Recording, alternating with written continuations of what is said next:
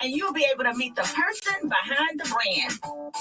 Each show will have a giveaway, so stay tuned to it.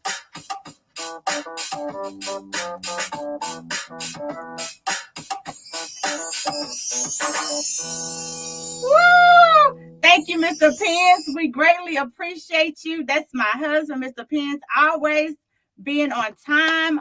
Thank you for my theme music. So, all right, guys, welcome this wonderful Tuesday. I am so glad that y'all was able to tune in. As usual, free is the first person. I should have a contest for the first person that's always on. And free is always the first person that's on. So I got to think of a great prize to give to Free Little for always being the first guest on. Guys, I have a financial advisor that's here. Guys, gather your pens and your papers so you can get this tea. Okay, let me see if she is available. Oh, there we go. Shay say no, ma'am. She not first. Hey, Shay. How are you, Miss Dawn Cook? How are you? Hi, I'm well. How are you? I am great. I am so glad that you was able to take time out your busy schedule to talk about thriving. Now, tell us about you first. Yes, so my name is Dawn. I am a financial advisor. My formal title with Thrivent is market developer. A little bit about my background. I was in corporate accounting and finance for about 9 years before I switched over to personal finance. And I started working on my personal finance licenses in 2019. I've been with Thrivent since then. Okay. And so what is Thrivent? So Thrivent is a holistic financial services organization. A little bit unique point I'll say about Thrivent, we're a 501c8. So not a nonprofit, but a not-for-profit. And essentially what that means is as a fraternal organization, our common bond is Christianity. And the tax breaks that we get as a company are used to fund generosity programs for our members. Okay. I learned something new today. All right. So I have wrote down, what is a holistic? I guess you might have kind of answered it, financial advisor. So what makes that different? Yes. So a holistic financial advisor is essentially an advisor that focuses on the whole of a person's financial health. So not just one specific sector. So there's the investment side, there's the protection side, accumulating assets, and then the cash flow management. So just managing your resources. So our goal is to look at everything that could potentially affect your financial health and have conversations about that. So when I say everything, not just, how much you make, what you spend, your debt and, investments that you may have, 401k, so on and so forth. But also whether or not you have a will, powers of attorney, or medical directives, because if something happens and those areas are not addressed, all of that has a potential to impact not just your financial health, but that of those who are coming after you. Gotcha. So for me personally, I think I know everything. Okay. I think I got this in the bag, right? And so for people like me who we think we got this in the bag, girl, we don't need you. So I guess who should meet with you? Are you just for rich people? Are you for the middle people? You for the poor? Like who would you benefit? Who would benefit meeting with you? Yeah. So because we're holistic, that is something that would be beneficial for really anybody. Okay. And I say that because one of the things that really drove me to wanting to move from corporate finance to personal finance is I would say right shortly after college, I made a lot of bad decisions, bad mistakes, credit card cycles and all kind of stuff, that a lot of things I had to learn the hard way, right? I thank God, through resources and other people sharing information, it really made a difference in just my habits and how I handle my resources. But it's such a game changer. And just really my own personal testimony and my own experience is what made me want to be an advisor. And one of the things that I said, I was like, yeah, I know that there are, I never want to, I will say this, I'll just speak on my own personal experience. I say what I don't want to do is only meet with a person only if their net worth is at a certain point or above, or if their income is at a certain point or above. So I can come with my 2 cents. So me and my little 2 cents can come on over and be like, okay, help us out. How do I manage these pennies? Right. And I'm saying, like, everybody's in a different season, right? So there are some people who may need a little guidance on the cash flow side. There are some people who have that under control and now they're building up their assets. There are some people who are dealing with debt or dealing with maybe some past decisions. Everybody's in different seasons. You have the empty nesters whose kids are grown and out of the house. You have the young family or the recent college grad who's just got a job and, okay, well, I went from making nothing to now I have this good paying job. What do I do? So the conversations look different depending on what that person's experiences are, where they are, what they've already done, and what they're trying to accomplish, and the time frame within which they want to do that. But that's one thing that I always, try to share is, my goal is no judgment zone. So I'll have conversations with people and they was like, oh, I don't really want to talk about it, or they may be embarrassed about, some things they did or didn't do, or they may feel like they should have been farther along. It's never too late. Like I said, everybody's in different seasons, but what my job is and my goal is to get a good understanding of where you are, and where you're trying to be, and just figure out, where do we start from? We may identify, there's this, and this, but we don't want to overwhelm you with information, but at least identifying where we are, where we're trying to go, and identifying the right starting point for you. So again, you don't necessarily have to, have it all together. And even for those, like you said, you feel like you got it, you know what you're doing, you got it, you already have it together. Hold up. I know how to move this penny to that penny to cover that penny to move it to rinse around. Let me tell you. And so when it comes to like the cash flow management, the spending plan, the savings plan, that's something that is especially familiar for me because I'm a single mom. For those of you that don't know, my son, he'll be 14 soon. But there was, very soon. So especially when he was younger, like I said, there was a lot of stuff I had to learn the hard way. A lot of stuff I did not understand about how just things work, accounts and pending transactions and available balances and all that.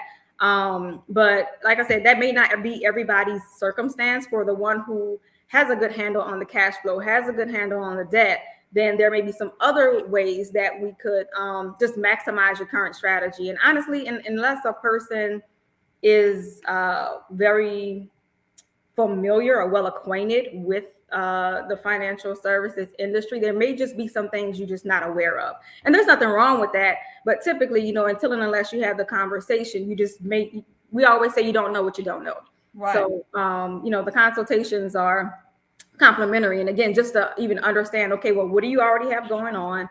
Did you consider this? Did you consider that? And if there's an opportunity to further maximize, then we go for it. And if not, but I haven't come across a circumstance where there wasn't an opportunity to add to what was already being done.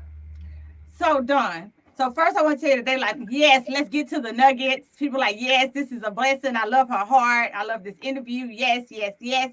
Okay, so I had a question and you kind of hit this. So I'm going to kind of fix it a little bit. So how do a person know, my situation. So I heard you say something that it was free for us to convert, right? For us to have a consultation, right? Guys, I don't know if y'all heard that or not, but like, I think like that's such a blessing within itself. So for people, hey, Aaron, for people who like, hey, you know what? I'm great. I'm doing amazing. I don't need help. But because the service is free, you just might go. Guys, when I tell you, and until the day you die, you always going to learn. And so what she's saying is, if you take the time out, schedule an appointment with her, she just might can find some ways to maximize what you're already doing. So that is super amazing. And so how do I know? So if you already answered this question, we can skip it. So how do a person know that they need you? Like, so for the one that, I'll say this, there are some that know and some that don't know that they need it. So, so for those that know, there was actually someone who maybe if you just need additional clarity regarding your finances. So that can be any area, whether you have a child who you're trying to prepare for college and you're like, hey, you know what, I have this amount of time before my kid goes to college and I don't really know how I'm going to come up with this money. Or if you had like a change in job, or which a lot of that happened over the last couple of years. So if that's something that happened, benefits change, a family status change, a marriage, or someone became a widow or a widower, having a child, all like those life events trigger the need to reassess. And again, because we're holistic advisors, there are so many different areas that we work with. It's not just one particular area. So I'll give an example. One of the illustrations that we try to paint, we call it a financial house. So when we say get your house in order, right? Your financial house. So when you are, when a company or contractor is building something, whether it's, a hospital, a house, or whatever that is, they start with the foundation, the resources and the time goes into the foundation, because no matter how nice the building looks on the outside, if the curtains are real nice, or the furniture is real modern or sleek, and I know there's this glass and gray color scheme going on right now, no matter how nice it looks, if that foundation is faulty, then the structure is liable to collapse at any point in time, right? It may not be right now, maybe 6 years from now, when you realize, oh, there was a crack back there. So honestly, there are some that if you're having some pain points, or say if you're near retirement and, with the volatility that's happening right now, you're worried, then you should meet with somebody. Or if, you're planning to transition either to a different job or into retirement, or you're about to get married, or some life event, then you should probably talk with someone. And again, it's not necessarily to try to sway you in any way, but just to potentially identify areas that may have been overlooked. And I mean, if it's not something that you do, by profession, then there are so many things that happen, right? Just cares of life. You have your family, you have your job, you have, whatever may come up. And it's easy to either forget, oh, I was supposed to do this, or I was supposed to do that. So honestly, and that's part of the reason why we offer the consultations. It's free, because oftentimes we get a better idea of how we can help or where we fit in once we get a chance to actually know you and know your situation. Right. I love that. So Shay in the background, she said, I need this me, right? I can just see her going, me, that's me. Free was, I think I seen Free say something, let's go. Like, yes, we need this. And so I want to say one thing. I want to reiterate what she said. Her service, the initial consultation is free, guys. So it hurts nothing for if you are concerned about what she said, people are retiring early. Some people was forced into retirement because of the situations. Some people had to get a pay decrease. Some people move jobs. And so if you need the service, y'all, guys, I'm not going to lie. I'm going to get with the husband. We're going to talk about it. I'm going to do my free consultation. I want to make sure that we have everything in alignment, and if we miss something. And so my next question, I know y'all just asked, they want you to get to the T. They like, where's her? See, at the end of the show, they know I asked you for your strategies, right? And so they're like, get to the strategies, get to the T, right? Hold on. I'm coming. I got one more question, and she's going to get to the T. Okay. So how often should a person review their strategy? So at the very least, annually. Of course, if there are life events, which some of the things I mentioned before, if, marriage status, kids, or a change in health, or if you acquire or sell property, or if someone in your family passes away, or if you come into a sum of money, or, whatever it is, if there's something that changes in your situation, reassess.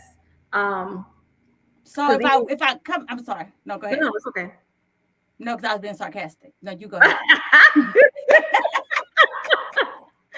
So I guess just an example, in illustration, I'm big on illustration. So an illustration that I give is, say if there's a married couple, a young married couple, and they get an apartment together, or a condo or something like that after they get married. But if they start having kids, 3-4 kids later, that condo may no longer fit their current situation. Right, so right. again, just to further illustrate that there may be things that you put in place, or some things that you might have put in place a while ago and just kind of set it and forget it, not really thought about it. But you want to make sure that you're continually reviewing it, because seasons change, life changes. There are things that change. You want to make sure that what you put in place 7-10 years ago still makes sense for where you are now.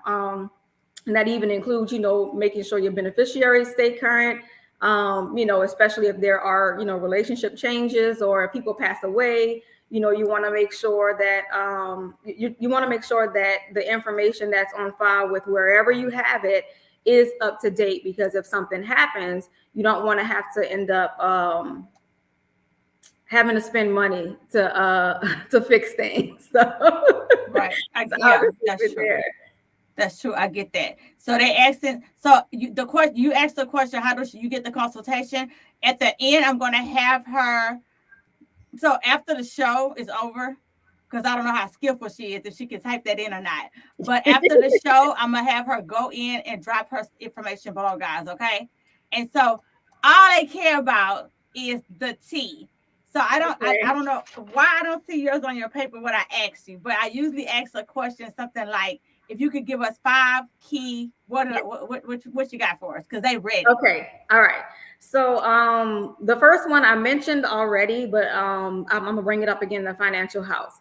So our process is to start from the bottom up. And I say that because I know investing is a very hot topic. But we do, even when it comes to investing, before we place anybody in a portfolio, we do a risk tolerance assessment, because different types of securities perform differently in the market. So we want to make sure that we understand you and your outlook toward the market before placing you in any type of investment. But back in track to the financial house, again, our process is starting with the foundation. So that's conversations around, what is your cash flow looking like? Do you have a spending plan, a savings plan? How are you handling your debt? If you have access to employer-sponsored benefits, what are they, and what have you opted into? And if you have opted into them, what are the features? What do they mean? And some of that can be really foreign language, depending on what your profession is. But it's really important to understand all those things, because in the event that something happens, you need to know what that's going to do for you, especially if it's something that's designed to put money in your pocket if you get hurt or get sick. You need to know what that means, so that you know whether or not there are any gaps there that you need to consider. So again, there's the wills, power of attorney, medical directives, and each of those hits on a different thing. And again, I'm not an attorney, so I can't draft those legal documents, but we talk about them. And often we'll work with your CPA, your attorney, just to make sure that every piece of your plan is talking to the other piece, that it all makes sense together. So all of that, go ahead. So which is better, a Roth TSP or a traditional TSP, when trying to get your retirement caught up? Short answer, and you probably won't like it, it varies. It really just depends. And one of the things that I definitely want to provide as much education as possible. But even with my licensing, I won't be able to provide a specific recommendation on a live stream. So we can definitely have that conversation offline, because even with that, I would need to know, okay, well, what's your income? What are your expenses? How much discretionary income do you have? What are your obligations, and what's your timeline from now until you want to retire? And if you're invested, what are you invested in? So there's a lot that goes into deciding how to balance that. But there's a place for traditional versus Roth. It really just depends on what your income is, because even with certain types of accounts, your income has to fall within a certain range for you to be eligible to contribute to that, which again, we would need to know what you actually make. And if you're married and if you file jointly, then that affects that as well. But like I said, I'd be more than happy to delve deeper into that. It just really varies. It just depends. It depends on a lot of varying factors. That was a good question, Shay. Okay, I hope you didn't lose your thought. I think we was on number 3. Yeah, so with the financial house, the foundations, those are the type of things we start with. Then it's Okay. the accumulation. So that's the investing, saving for a big purchase. And again, we look at what your risk tolerance is. And then after that, your distribution strategy, because there are some people who, like I have family members who are in the military. So some of them have military benefits. Some Woo, people have pensions. woo, Some woo, people have pensions and some don't. Some have paid into Social Security, some have not. So it woo. really just depends on what is there, what that Mm, is expected to provide for you when you plan to retire. And we compare that to what your income need is likely to be. And if there's a gap, looking at ways to fund that before you actually get there. mm. And then the legacy planning is the last piece, which is essentially when the Lord call you home, what do you want to leave behind? Where do you want to leave it? And what's the most tax efficient way to do it? Because depending on the types of account that you are accumulating in, they all have different rules. They all have different tax implications when you start pulling that money out. So Right. the tax diversification is something that we look at as well. Okay. So again, so it's really, really important for you to understand your cash flow. I know sometimes budgeting can be like a curse word, but the purpose is for you. You have to give every dollar that comes into your household an assignment. Because if you don't, you're gonna I wonder what love that. happened to it. And I'm speaking from experience. If you do not give every dollar an assignment, you're gonna wonder what happened to it. And so there are tons of worksheets that we have that you could use to kind of get an idea of at least what your expenses are, because you need to know what's coming in, where is it coming from, how often, and how much. In the same way, you need to know what is going out, where it's going, how often, and how much. That in and of itself can shine a light on where you are financially. But you have to take the time to sit down and look at it. And I've had conversations with people that was like, I don't want to see it. I'm like, Right. I don't want to see it. I understand, my baby, but it's not going to make it go away. So I'll hold your hand. We can have, the moment. That's fine. But, part of, the partnership, the benefit of it is the accountability and the support. Because again, it can be overwhelming. It can be a lot. But one of the things, there's an acronym that we usually use. It's kind of funny, but I think it helps it be memorable of things to consider when you're talking about planning for the future. We call it milk money, right? It's an acronym, MILK. So the M pertains to market volatility. So having a plan, say, okay, well, if my 401k or if my whatever is in the market, what is my plan to mitigate against volatility based on when I need to start drawing on this money? Right. So the I would be inflation. So just historically, market exposure and investing is the best way to outpace inflation. And just with, I'm sure, much of what everybody has been seeing and prices just skyrocketing, that's something that you really have to think about, especially depending on how much time from now until you plan to start exiting from the workforce. That may be full-time, you may still work part-time. It's different for everybody, but that's a part of it. So the L is longevity. So what we want to avoid is outliving what we've saved. So Right. everything that comes. So we say, okay, well, based on your maternal and your paternal lines, do you have people that's living till they 116? Because if so, then you probably need to plan beyond 80. So it really just depends, and that can vary. But again, looking at we use a bucket strategy. So there's a short-term, mid-term, long-term bucket. So your short-term is like your right now money. That's your cushion. That's your safe money. That's money that you don't necessarily want in the market. Your midterm is maybe like 5 to 7 years down the line. So maybe moderately or so invested. And your long-term is like your 10 plus year from now. Gotcha. So the idea behind it is like right now, say if the market's down and you're in retirement, then you don't want to sell low, so you pull from the money that's not in the market, and then once it corrects, then you start replenishing from bucket to bucket.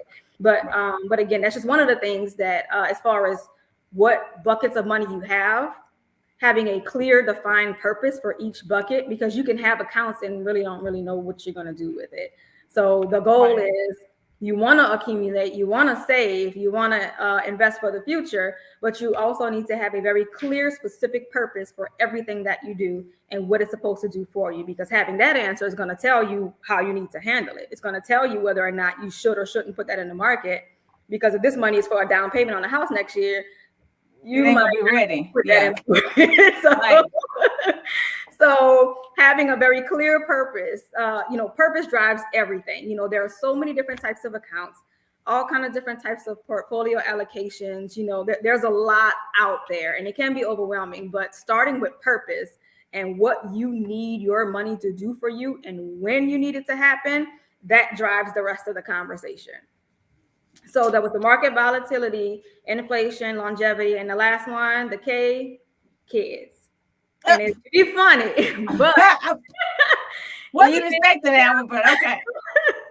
See, mine is 14 right now. And it's funny because even as he's seeing the things that I have to do for him, he's like, one kid, that's it. Like, that's it.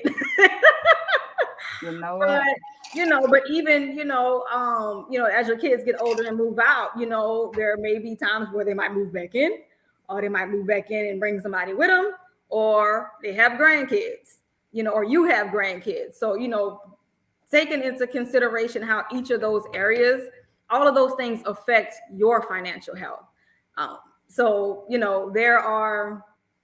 everybody's circumstance is different. Again, you may not have kids, you may not have godkids or nieces or nephews or whatever the case may be, but those are typically, so the market volatility, inflation, longevity, and kids are typically the four main areas that impact your finances. So again, yes, they are. All four may not, be a part of your circumstance, but those are the main, some of the most common areas that you really want to watch out for. So how do you start a portfolio? Yeah, that's what it said. Yes. So there are some types of accounts that have very low contribution requirements. And there are some that have larger ones. It really just depends on how much it just really depends on your assets and what's suitable for you. And I say suitable because because of the licensing, just from a moral perspective and from a legal perspective, we're required to do what's in your best interest. So if there's a person who has a few $1,000s and they want to invest it, but in having a conversation, your bills exceed your income by $300 a month, then it's not suitable to start an investment if your cash flow doesn't equal the investment, needs some attention, right? So but it is easy to do, and like I said, there are some that have very low contribution requirements. Some are as low as $50 a month as an ongoing contribution. There are some that if you don't want to do an ongoing contribution, then there's a lump sum amount that you can contribute.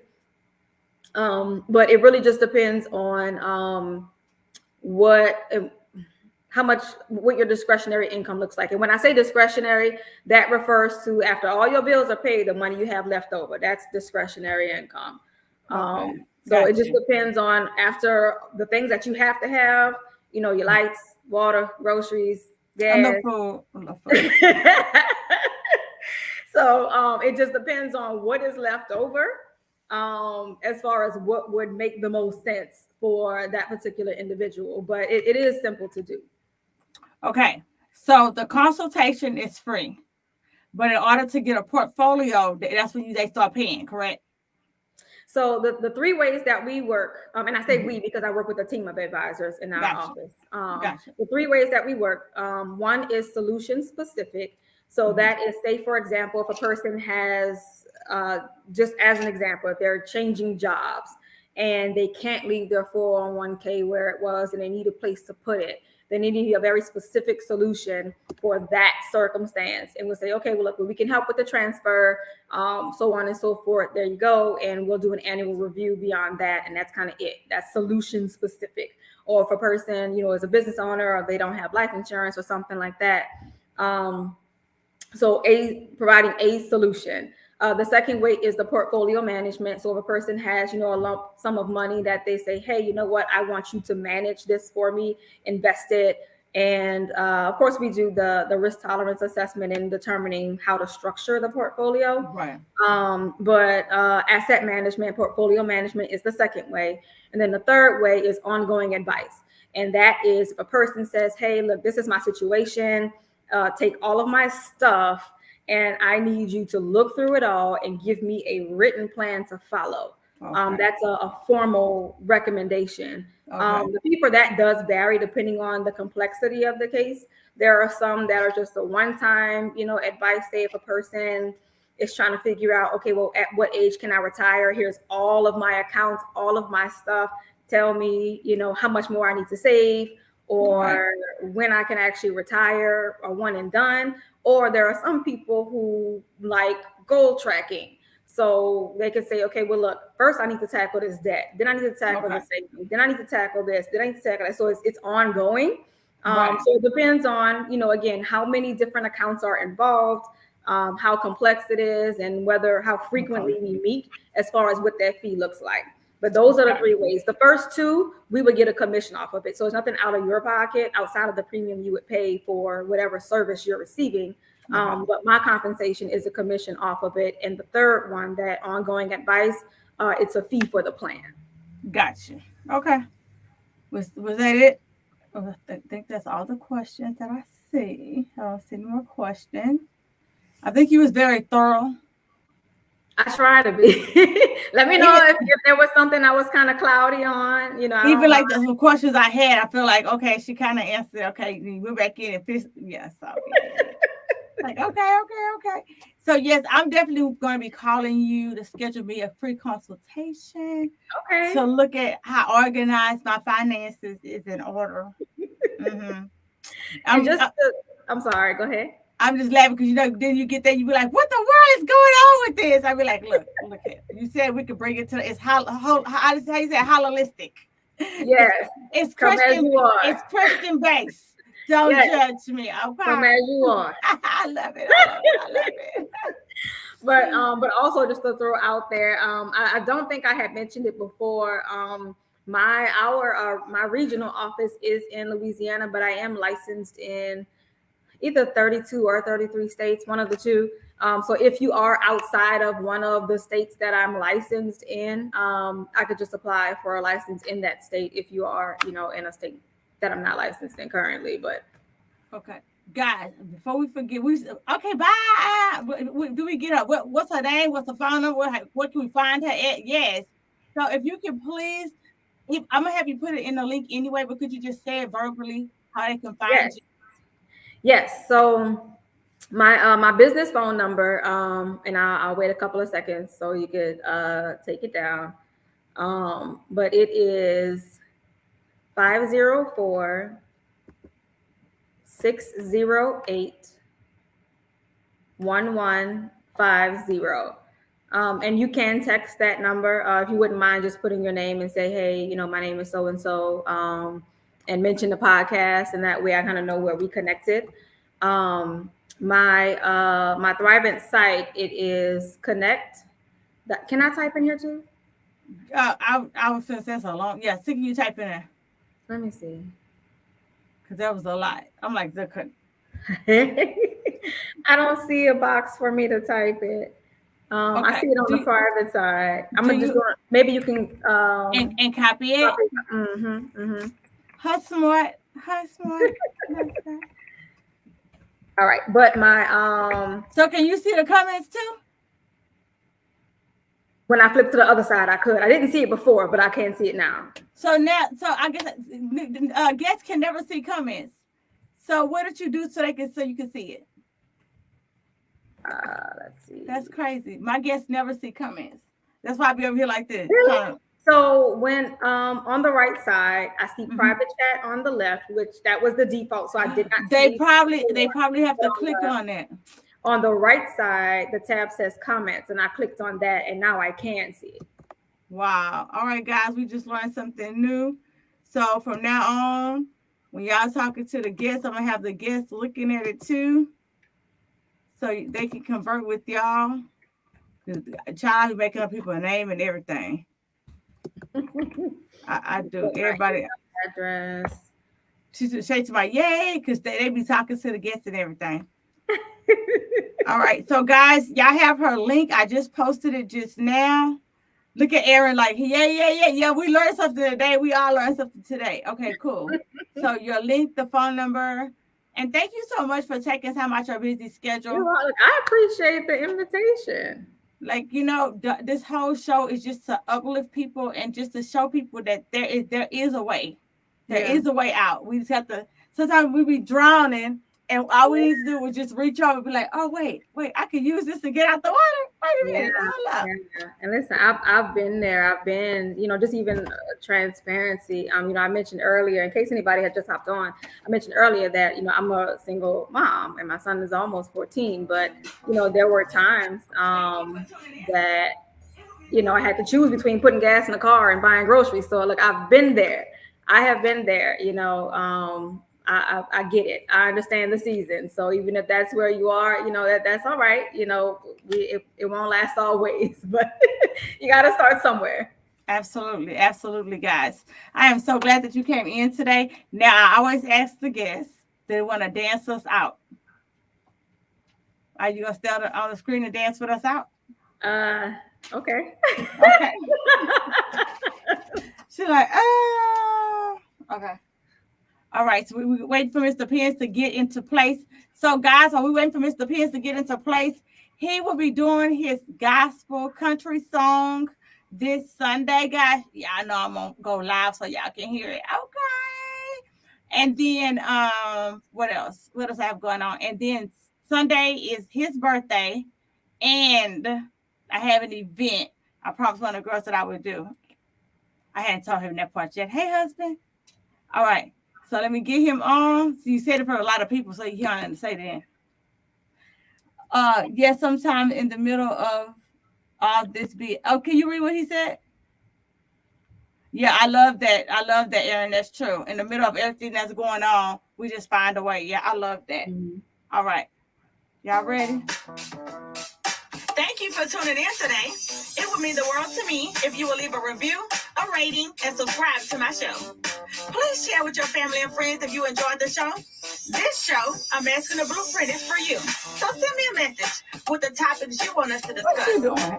Until next time, y'all stay safe.